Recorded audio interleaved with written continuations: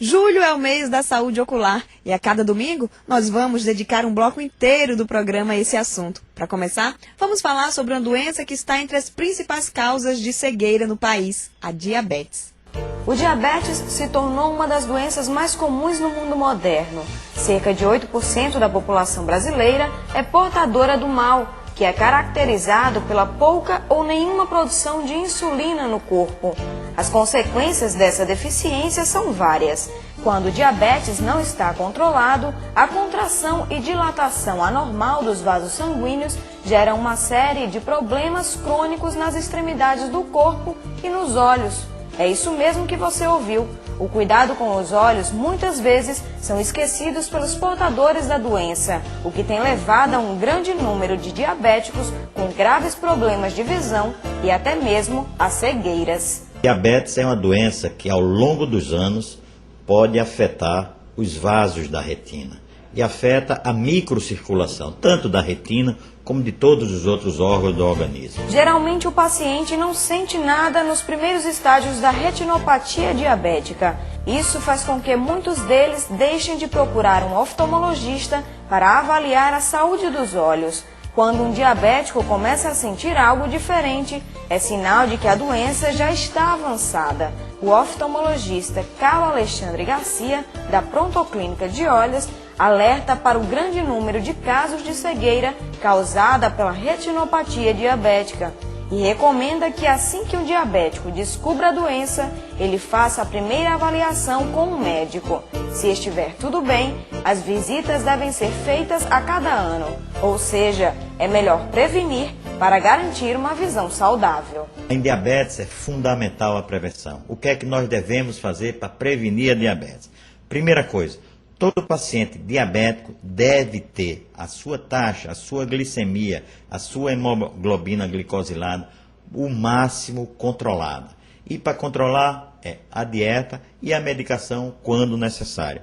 A segunda coisa é, esses pacientes diabéticos, quando diagnosticada diabetes, tem dois tipos de diabetes, o tipo 1 e o tipo 2, todo paciente diabético, quando diagnosticado a doença diabetes, deve procurar o seu oftalmologista para ele examinar a sua retina.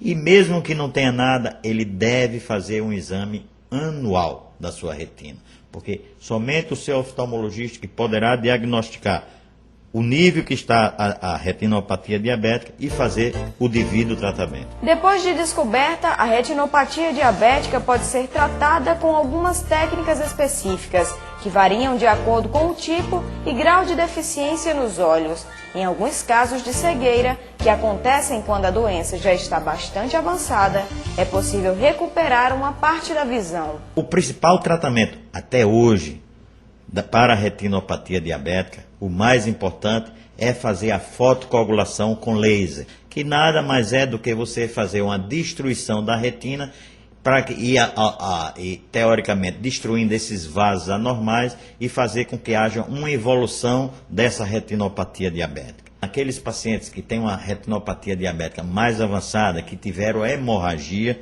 então podem fazer uma cirurgia chamada vitrectomia. Então, essa vitrectomia só é feita naqueles pacientes que tiveram uma hemorragia em que a cavidade do olho, que se chama vítreo, ficou inundada de sangue e a pessoa não vê mais. Ou então, aqueles pacientes que têm aquela retinopatia que formou aquela tecido fibroso e que pode ser removido cirurgicamente, não em todos os casos. Dr. Carlos Alexandre alerta para a importância de prevenir a retinopatia diabética antes que ela prejudique a saúde dos olhos. A maior importância é a prevenção, o tratamento clínico e, quando indicado, fazer o mais precoce possível o tratamento com a fotocoagulação. Com isso aí, nós conseguimos diminuir o número de cegos em 50%. Como o Dr. Carlos Alexandre Garcia acabou de falar na reportagem, o grande problema é que as pessoas só descobrem que estão com retinopatia diabética quando a doença já está bem avançada. Então, nada melhor que você procurar o seu médico para fazer exames para medir a taxa de glicose no seu sangue. Se ela estiver alterada, comece a fazer o controle e procure um oftalmologista para fazer uma avaliação ocular.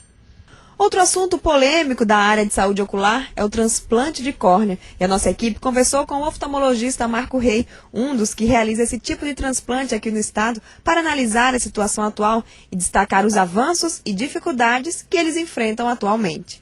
Apesar dos números não serem muito animadores, Dr. Marco Rey, da Prontoclínica de Olhos, lembra que a situação das doações de córnea já foi bem pior.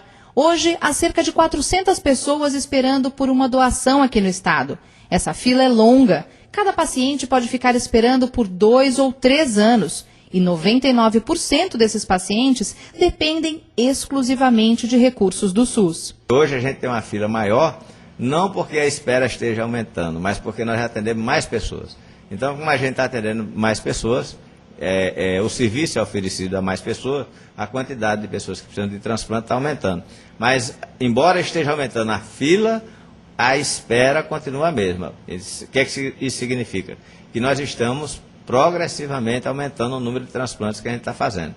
Mas ainda é insuficiente para atender a demanda. O cirurgião explica que são muitos os casos em que um paciente precisa de um transplante de córnea. Os mais urgentes são os que envolvem as perfurações, úlceras e falência do enchimento. O transplante de córnea está indicado quando a pessoa tem uma patologia de córnea, tem uma doença de córnea, e que não melhore ou com lente de contato ou com óculos, só melhore com cirurgia. A cirurgia para melhorar uma patologia de córnea, uma doença de córnea, é o transplante de córnea.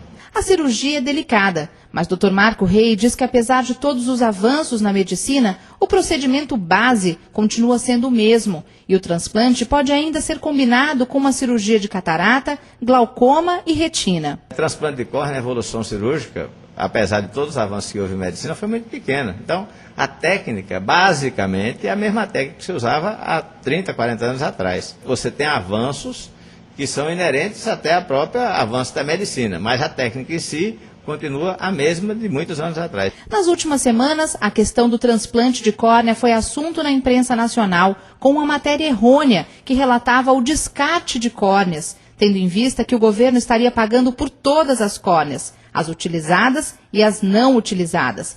Para Dr. Marco, tudo isso não passou de um grande engano. Esse descarte de córnea, no mundo inteiro, é em torno de 15% a 30%, dependendo das exigências de cada lugar, de cada banco de olhos. Então, nós aqui estamos em torno de 15%.